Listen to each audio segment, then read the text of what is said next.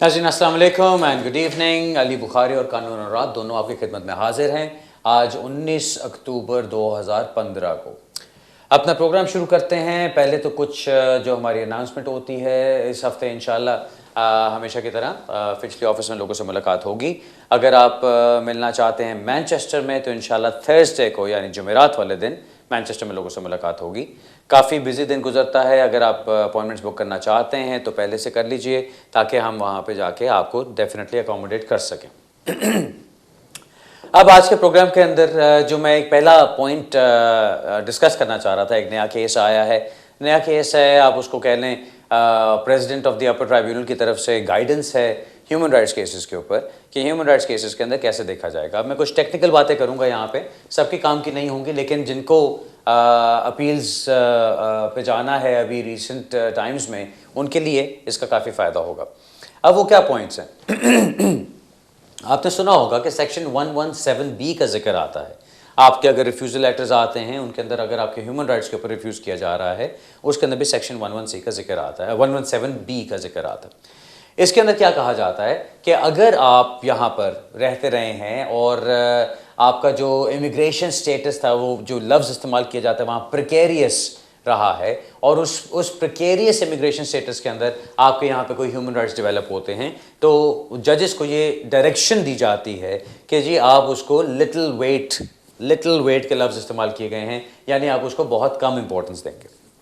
इसके ऊपर कोर्ट की तरफ से, ये जज की तरफ से, जो president of the upper tribunal हैं, उनकी तरफ से एक डायरेक्शन दी गई है और उसमें ये चीज़ कही गई है, इसको एक्सप्लेन किया गया है कि इसका मतलब क्या है। अब अक्सर मैंने कोर्ट में देखा है कि होम ऑफिस की तरफ से ये आर्ग्यू किया जा रहा होता है कि जहाँ पर सेक्शन 117B का जिक्र आता है उसके अंदर जजेस को आपके ह्यूमन राइट्स को बहुत कम इंपॉर्टेंस देनी है। अब इसका एक टिपिकल एग्जाम्पल कौन सा होता है, जहाँ पे फॉर एग्जांपल एक बंदा आया, वो आके यहाँ पे स्टूडेंट रहा, फिर उसने शादी कर ली, शादी करके अब उसका किसी ब्रिटिश नेशनल के साथ रिलेशनशिप चल रहा है और ब्रिटिश नेशनल कहता है कि जी मैं इसके साथ वापस इसके मुल्क में नहीं जा सकता या जा सकती और मुझे यहाँ पे इसके साथ ही रहना है और इसको यहाँ पे रहने की इजाज़त दी जाए।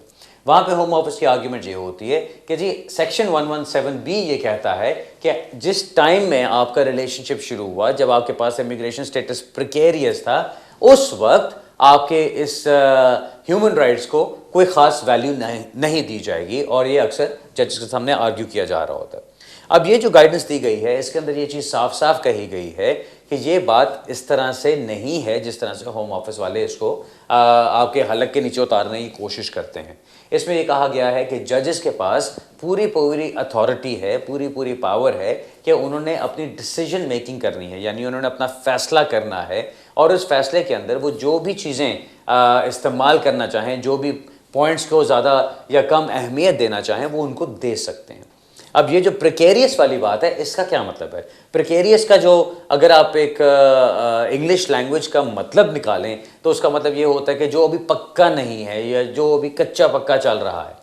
अब इमिग्रेशन स्टेटस के साथ इसकी क्या वैल्यू बनती है? होम ऑफिस वाले आर्ग्यू करते हैं कि जी जब आपके पास स्टेटस नहीं था यहाँ पे, अगर आपने उस वक्त ये चीज़ शुरू की, आपका रिलेशनशिप शुरू हुआ, तो उस सारे टाइम के अंदर जो आपका रिलेशनशिप चला है उसको हम कोई ख़ास वैल्यू नहीं देते। जजेस को ये पावर है और उनके पास ये पावर हमेशा से रही है कि अगर वो समझते हैं कि नहीं, आपके किसी भी सिचुएशन के अंदर आपके स्टेटस को एक और आपके रिलेशनशिप को, आपके ह्यूमन राइट्स को ज़्यादा अहमियत मिलनी चाहिए केस टू केस बेसिस पे, तो वो आपको वो अहमियत दे सकते हैं। अब इस केस के अंदर और जिस तरह के बाकी ह्यूमन राइट्स केसेस आते हैं उनके अंदर जब भी हम इसकी बात की डिस्कशन करेंगे तो प्रिकेरियस का जो लफ्ज़ का जो मतलब दिया गया है उसके साथ, उसमें ये कहा गया कि जो भी ऐसी इमिग्रेशन कैटेगरी है जिससे आप आगे कंटिन्यू नहीं कर सकते, तो फिर वो प्रिकेरियस के अंदर आता है, और उसके अलावा बाकी भी सिचुएशंस उसके अंदर आ सकती हैं। लेकिन ये एक उन्होंने क्लैरिफिकेशन डाली है बीच में, क्योंकि होता क्या था कि अगर आप फॉर एग्जांपल स्टूडेंट वीज़ा पे हैं, अब आपका स्टूडेंट वीज़ा चल रहा है, अब अगर आप चाहें तो आप उसकी एक्सटेंशन करवा सकते हैं। अब अगर उस स्टूडेंट वीज़ा के दौरान आपका कोई रिलेशनशिप शुरू हो जाता है किसी ब्रिटिश नेशनल के साथ, तो फिर अभी होम ऑफिस वालों की जो आर्ग्यूमेंट चल रही है वो ये है कि जी उस टाइम के अंदर आपको कोई अहमियत नहीं दी जाएगी। जबकि ये जो पॉइंट यहाँ पे क्लैरिफाई किया जा रहा है, इसके अंदर ये कहा जा रहा है कि नहीं, उस टाइम के अंदर भी अगर आपका रिलेशनशिप चल रहा है तो उसको अहमियत मिलनी चाहिए। सो इसका जो वो जो मोटी बात इसमें से निकलती है वो यही है कि जजेस के ऊपर आप ये एक वो लिमिट नहीं लगा सकते, या होम ऑफिस ये लिमिट नहीं लगा सकता कि वो किसी केस को पूरी पूरी वैल्यू ना दें। हर केस को उसके सर्कमस्टांसेस के मुताबिक देखना है, उसके एविडेंस के मुताबिक देखना है, और फिर जज ने फैसला करना है कि क्या इसके अंदर ये जो रिलेशनशिप बना है इसकी कोई वैल्यू बनती है कि नहीं, इसके अंदर कोई पावर बनती है कि नहीं। ये तो एक बड़ा इंपॉर्टेंट फैक्टर था। एक तो ये केस आज मैं चाह रहा था कि मैं डिस्कस करूं, और दूसरा मैं एक और बात जो करना चाह रहा था जो अक्सर केसेस में आती है, जब आप 10 साल की बेस पे अप्लाई कर रहे होते हैं। अब क्या है 10 साल की बेस पे कि आप लीगली आपने 10 साल यूके में गुजारे। सो अक्सर क्या होता है कि आपका बिल्कुल नज़दीक टाइम पहुंच गया, और क्या हो रहा था कि आप बिल्कुल नज़दीक पहुंच गए और आपने एक कोई ब्रिजिंग एप्लीकेशन डाल दी। वो ब्रिजिंग एप्लीकेशन का मतलब क्या है कि आपने कोई एफएलआर एप्लीकेशन डाल दी कि जी आपका लीव टू रिमेन ख़त्म होने से पहले वो आपकी एप्लीकेशन डल गई, अब आपका वो स्टेटस उसकी वजह से चलता जा रहा है। हो सकता है वो एप्लीकेशन आपकी रिफ्यूज़ हुई, उस पर आपको अपील का राइट मिला, आपने अपील कर दी। अब सेक्शन 3C की वजह से वो आपकी लीव कंटिन्यू हो रही है। अब आप क्या करते हैं कि जी आप उस टाइम तक पहुंच जाते हैं जहां पे आपके 10 साल लीगली कंप्लीट हो जाते हैं। सो अगर आप वहां पे जाके अपनी अपील विड्रॉ करते हैं और उसके 28 दिन के अंदर अंदर आप नई एप्लीकेशन 10 इयर्स की डाल देते हैं, या अपनी जो सेट एलआर एप्लीकेशन होती है वो डाल देते हैं, तो वो एप्लीकेशन आपकी वैलिड एप्लीकेशन है।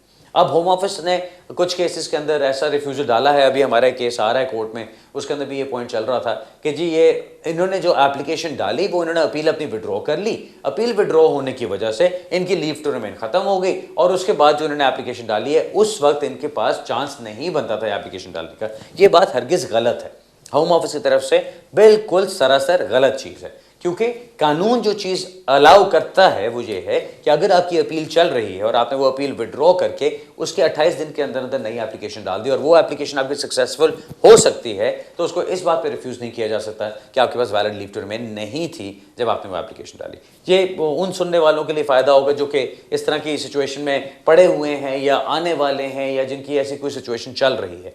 सो अगर आप अपील विड्रॉ करते हैं, उसके 28 दिन के अंदर अंदर अगर आप नई एप्लीकेशन डाल देते हैं, तो वो आपकी एप्लीकेशन वैलिड करार पाती है अगर वो सक्सेसफुल हो जाती है तो, और वो आपका सारा टाइम लीगल कंसिडर होता है। हाँ, अगर उन्होंने वो आपकी एप्लीकेशन रिफ्यूज़ कर दी और उसको किसी और पॉइंट पे रिफ्यूज़ किया तो फिर तो ठीक है, लेकिन अगर इस पॉइंट पे रिफ्यूज़ किया कि क्योंकि आपने अपील विड्रॉ कर ली थी और आपके पास कोई और वैलिड लीव टू रिमेन नहीं थी तो आप कर ही नहीं सकते थे एप्लीकेशन, वो बात गलत है। ये पॉइंट मैं आज बस क्लियर करना चाह रहा था कि क्योंकि इस तरह के बहुत सारे सवाल आते रहते हैं और लोगों को काफ़ी मुझे जो फीडबैक मिलती है आपकी तरफ से जब आप लोग आते हैं दफ्तर में, तो मुझे ये पता चलता है कि आप प्रोग्राम को देखते हैं और उसके अंदर से आपको काफ़ी कुछ ऐसी पॉइंट्स मिल जाते हैं जो आपके अपने केसेस में आपको मालूमात अच्छी रहती हैं।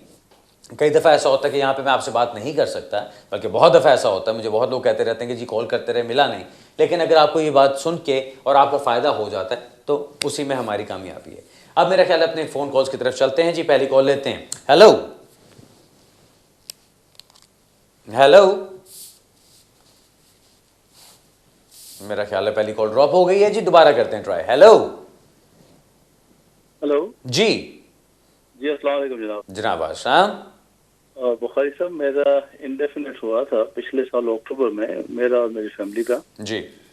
एक बेटा उसमें 18 था तो उसका सेपरेट अप्लाई किया था, बाकी अब 2 बेटे भी 18 के हो गए और एक माइनर है जी। ये मैंने ये आपसे पूछना था कि एक तो इन बच्चों ने सबने GCSE और A लेवल यहाँ से किए, जिन बच्चों ने A लेवल कर लिया वो A लेवल इधर से किया, तो क्या इनको भी ये B1 जो लैंग्वेज टेस्ट है वो करने की जरूरत है, या कि B लैंग्वेज के सिर्फ इनको लाइफ इन यूके टेस्ट करना पड़ेगा? ठीक है जी। और दूसरा जो क्वेश्चन ये है कि सर कि अप्लाई करने के लिए मुझे कौन कौन से कोई डॉक्यूमेंट्स जो है वो नेचुरलाइजेशन के लिए देने पड़ेंगे, और मैं खुद भी मुझे भी लैंग्वेज टेस्ट करना पड़ेगा। मैं पिछले कोई 7 साल से मैं कॉलेज ऑफ हायर एजुकेशन में पढ़ा रहा हूँ, मैं इधर ही लंदन में जी। तो मुझे ये बताइए कि मुझे भी लैंग्वेज टेस्ट करना पड़ेगा? मैं ग्रेजुएट हूँ वहाँ से, बल्कि पोस्ट ग्रेजुएट हूँ मैं जी पाकिस्तान से, तो ये मुझे भी लैंग्वेज टेस्ट करना पड़ेगा या कि वो मेरी ये क्वालिफिकेशन है वो इक्विवेलेंट है उसके कि वो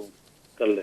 ओके जी, मैं बताता हूँ सर। और तीसरा और जी बच्चा है 16 ईयर का, क्या उसका मैं सेपरेट कर सकता हूँ, या जिस वक्त मैं अप्लाई करूँ उसी वक्त, क्योंकि मैंने अभी life in UK test pass नहीं किया, हाँ, तो उसका अलहदा से कर सकता हूँ, या कि मैं अपने साथ, क्योंकि वो मेरा डिपेंडेंट है इस वक्त, माइनर है वो, हाँ। तो ये कर सकता हूँ। ये इन 3 क्वेश्चन का जरा जवाब दे दीजिए। ओके, चलें, ठीक है जी।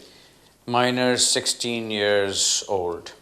ओके, पहला सवाल आपका ये था कि आपके बच्चों ने यहाँ से GCSEs किए हैं, A लेवल्स किए हैं, क्या उनको B1 टेस्ट करने की ज़रूरत है?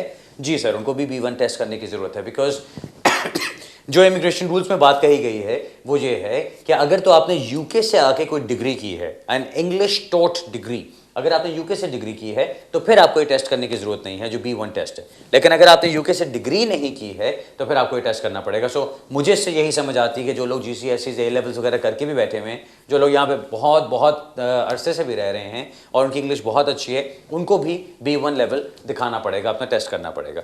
दूसरा सवाल आपने पूछा कि जी आपको डॉक्यूमेंट्स की किन की ज़रूरत है कि जब आपने नेशनलाइजेशन के लिए अप्लाई करना है। अब दो तरह की चीज़ें आपने देखनी है जी। एक तो नेशनलाइजेशन का जो रूल है वो क्या कहता है, वो सिंपली ये कहता है, उसकी रिक्वायरमेंट्स क्या कहती हैं कि आपने पिछले 5 साल यूके में अपना लीगली गुजारे हैं, पिछले 5 साल का आपने एविडेंस देना है कि उसके अंदर आपकी 270 दिन 470 दिन से ज़्यादा आपकी 450 डेज से ज़्यादा आपकी एब्सेंसेस नहीं रही हुई, और पिछले 1 साल के अंदर 3 महीने से ज़्यादा बाहर नहीं रहे। अगर ये सब कुछ आप प्रूव कर सकते हैं, प्लस आपने life in the UK test कर लिया, प्लस आपका B1 टेस्ट है, और आपकी कोई क्रिमिनलिटी नहीं है, तो फिर आप इसके लिए अप्लाई कर सकते हैं। अब दूसरी चीज़ जो उन्होंने ऐड कर दी है, जो लास्ट दिसंबर में ऐड की गई थी, उसके अंदर उन्होंने कहा कि आपके हम पिछले 10 साल का रिकॉर्ड भी चेक करेंगे। अगर पिछले 10 साल में if ever you have been in breach of any rules, तो उसकी बेसिस पे हम आपको रिफ्यूज कर सकते हैं। सो इस चीज़ का बड़ा ख्याल रखना होता है, क्योंकि कई दफ़ा मैंने देखा कि छोटी छोटी बातों के ऊपर कोई रिफ्यूजल्स आ जाते हैं, कि जिस तरह वो कहते हैं कि जी आपने एक दफ़ा आपको 20 घंटे काम करना अलाउड था, और आपने किसी एक हफ्ते में आपने 20 घंटे के बजाय आपने 22 घंटे काम किया था आज से 8 साल पहले। सो वो भी चीज़ आपके खिलाफ इस्तेमाल की जा सकती है। सो इस चीज़ का आपने ख्याल रखना है। बाकी आपने बताया कि आप अपने कॉलेज में पढ़ा रहे हैं, आपकी पोस्ट ग्रेजुएट डिग्री भी है पाकिस्तान से, आपने सारा कुछ किया। स्टिल अगर आपकी यूके की डिग्री नहीं है तो फिर भी आपको B1 इंग्लिश टेस्ट देना पड़ेगा। I know as ridiculous as it may sound, but वो भी आपको करना पड़ेगा। तीसरा पॉइंट आपने पूछा 16 ईयर ओल्ड बेटा आपका, कि जी उसने आपने अभी क्योंकि life in the UK test नहीं किया, आप अभी अप्लाई नहीं करें, क्या आप उसके लिए अलहदा अप्लाई कर सकते हैं? उसके लिए ये याद रखिए, इफ ही 16 वो नेचुरलाइजेशन के लिए अप्लाई नहीं कर सकता, उसको आप सिर्फ कर सकते हैं registration as a British national, और वो रजिस्ट्रेशन अगर आप इस स्टेज पे करेंगे तो वो डिस्क्रेशन के ऊपर चली जाएगी। सो मैं आपको सजेस्ट नहीं करूंगा कि आप अभी डिस्क्रेशन के ऊपर जाके उसके लिए अप्लाई करें। बेहतर यही है कि आप अभी इंतजार करें, डेफिनेटली उसकी हो चुकी है। जब आप अप्लाई कर रहे होते हैं उस वक्त आप उसको अपने साथ अप्लाई करवा लीजिएगा, then there is no problem, क्योंकि जब बाकी सारी फैमिली हो रही होगी तो उसकी भी नेचुरलाइजेशन उसके साथ हो सकती है, registration as a British national उसकी भी उसके साथ हो सकती है। मेरा ख्याल है आपके लिए ये चीज़ बेहतर रहेगी, बजाय इससे कि आप उसको भी अलहदा करें और उसको आप किसी डिस्क्रेशन के ऊपर डाल दीजिए। Alright sir. अच्छा नाज़रीन, अब हमें बताया जा रहा है, मुझे बताया जा रहा है कि पहली ब्रेक का भी टाइम हो गया है। बिल्कुल सही टाइम पे मेरा सवाल का जवाब ख़त्म हुआ है। हम अभी ब्रेक पे चलते हैं, वापस आते हैं, फिर अपना सिलसिला जारी रखते हैं।